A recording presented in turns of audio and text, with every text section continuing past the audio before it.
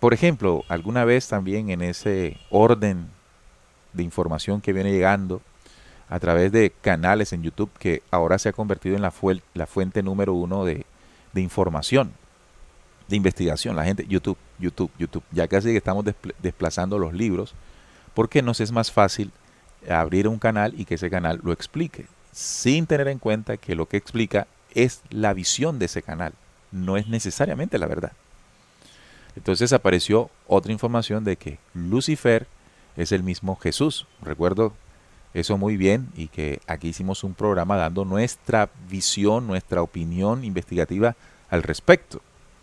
Entonces, para algunos, eh, ver esa postura sustentada por el que está interpretando que eso es así, sustentada con ciertos documentos o ciertos versículos, y ya inmediatamente nosotros podemos, o algunos hagan la conclusión, ya la tengo clara, Jesús es el mismo Lucifer. Pero ¿por qué decimos que la tenemos clara? Porque consideramos que como lo vimos en este canal, y este canal tiene, o de pronto vemos hasta los seguidores, vemos los likes, y eso es suficiente para avalar lo que escuchamos como verdad. Ojo, no estoy diciendo que todo lo que digan por ahí es falso. Lo que estoy advirtiendo es que siempre tengamos en cuenta que lo que escuchamos en gran medida es una propuesta de interpretación. Ya está en nosotros poco a poco ir entendiendo la verdad. Pero surge después de este análisis lo siguiente. ¿Y entonces dónde está la verdad? ¿Verdad? Entonces miren que comenzamos nosotros a sentirnos desilusionados porque creemos que estamos sintonizando quien nos dice la verdad. ¿Y qué pasa aquí? Que aquí estamos mostrando también una problemática nuestra. ¿Qué? Que alguien nos diga la verdad. Que alguien se encargue, yo me siento, se encargue y me diga cómo es la verdad de las cosas.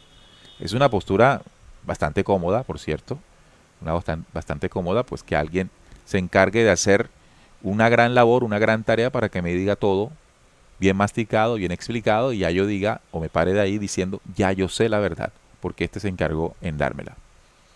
Pero quiero recordarles un diálogo, incluso que tuvo el mismo Jesús con Pilatos, cuando Jesús le dijo que él venía a dar testimonio de la verdad. ¿Recuerdan ese momento? Y Pilatos, muy inquieto, le dijo, ¿y qué es la verdad? Y en el relato bíblico, por lo menos, no hubo una respuesta ante esa petición, ante esa pregunta. Y uno se pregunta, ¿por qué no hay una respuesta? ¿Será que hubo una manipulación y sacaron la respuesta? ¿O Jesús no respondió a propósito para dejar un mensaje en la no respuesta de Jesús? ¿Acaso la verdad es un concepto? ¿Acaso la verdad es algo que vamos a encontrar en un libro o en un video? ¿O la verdad es una experiencia personal con la realidad, con la situación que nos rodea y que en la medida en que vayamos viviendo, desarrollándonos, la iremos sintiendo? La verdad no es algo que tú abriste un libro y la encontraste inmediatamente.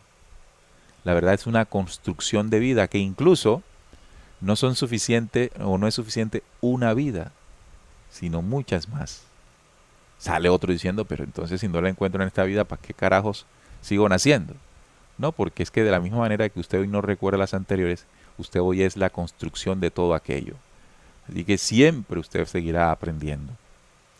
Así que el programa del viernes, más allá, porque también es un tema interesante decir si fue crucificado o no fue crucificado, es que consideremos esa manía que tenemos en cuanto a la búsqueda. Aquí, lo que yo esté mencionando, ojo, lo que yo que aquí menciono cada mañana o los viernes, es una visión personal que está fundamentada en mi experiencia de investigación. No necesariamente es la verdad. Cuando usted termine de ver esto, no puede concluir que es una verdad lo que ahí escuchó, sino que es un aporte.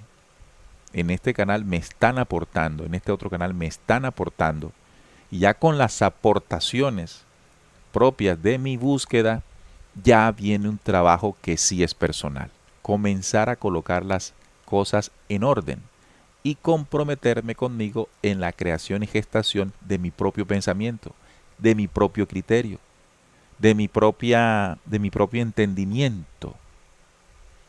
Y en la medida en que vayamos avanzando, porque eso no se logra un día, esa es otra mala costumbre, creer que yo todo lo tengo que aprender enseguida. No, eso va a irse acumulando, acumulando como conocimiento, como experiencia, y se va trasladando, se va conformando, se va transformando en sabiduría. Voy a poner un ejemplo de lo que acabo de decir en otros términos. Es como cuando usted estudia ingeniería. Sí, cuando usted estudia ingeniería, usted le entrena en su mente con matemática, con cálculo, con álgebra, con geometría.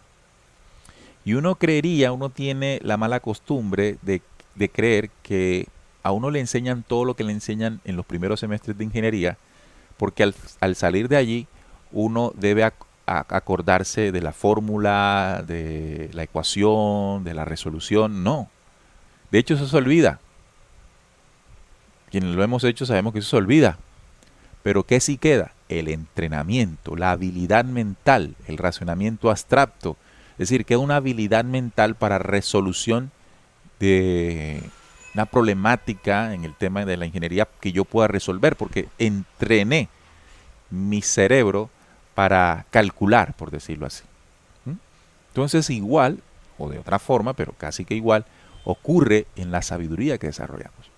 Yo adquiero información, adquiero reflexión, hago reflexión, escucho lo que dice el uno, escucho lo que dice el otro y estoy entrenando mi espíritu. Y no significa que ya todos estos datos que yo coseché en mi búsqueda me quedan grabados como una libreta, ¿no? Entonces, todo lo sé. No, se pueden olvidar datos. Por ejemplo, algunos de ustedes me escriben sobre algún tema que hayamos investigado hace unos 5 años. Te aseguro que lo que investigué en tal programa ya se me olvidó. Tendría que yo volver al programa o reinvestigar para refrescar esa información, pero ya se me olvidó. Pero lo más valioso de eso no fue ese dato que incluso ya se me olvidó, sino fue cómo fui entrenando mi entendimiento, cómo fui entrenando la reflexión, cómo fui entrenando la capacidad de ver más allá. Entonces, ¿qué quiere decir? Que entre más haga yo ese ejercicio de investigación, llegará al punto en que ante nuevas situaciones, ante nuevas informaciones, yo tenga la capacidad de intuir qué es y qué no es. Así no me acuerde de datos, porque aquí no es simplemente pues el entrenamiento mental de saber y conocer, sino lo que va dejando eso en conocimiento y sabiduría. Por eso uno asocia las canas con sabiduría, porque las canas significa años, tiempo, aprendizaje. De pronto no los datos exactos.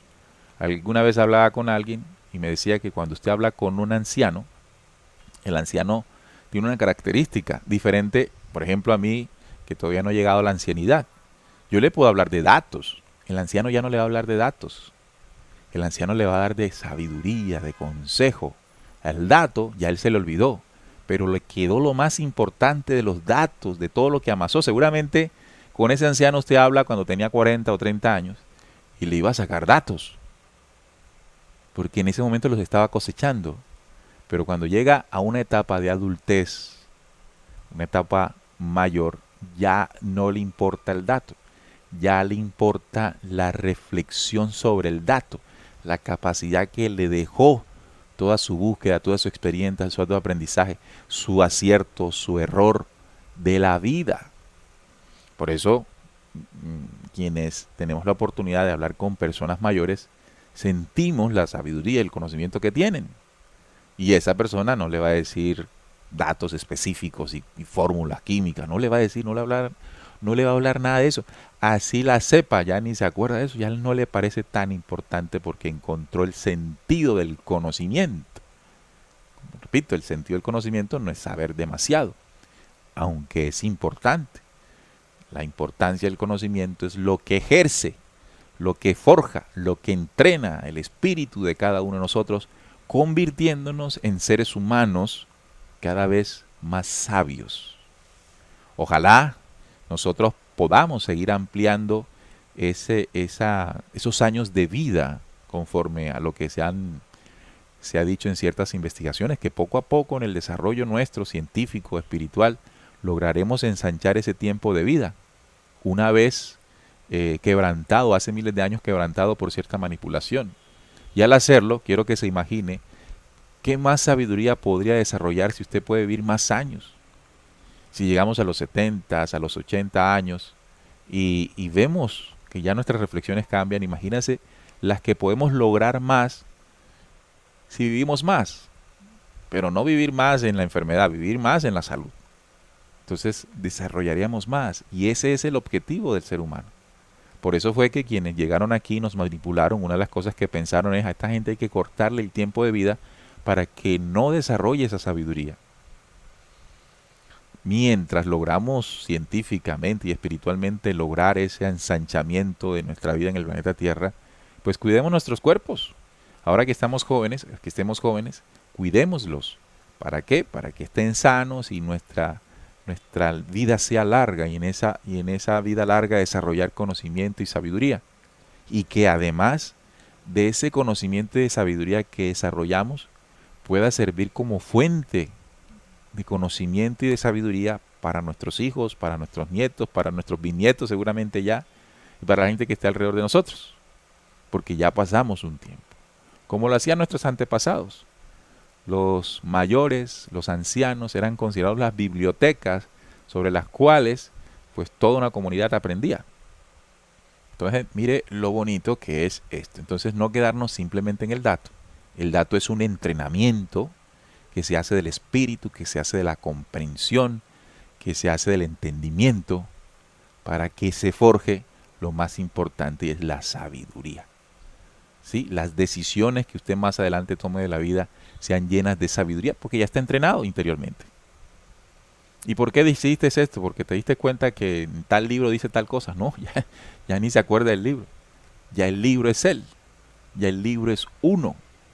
Y ese es el desarrollo interior.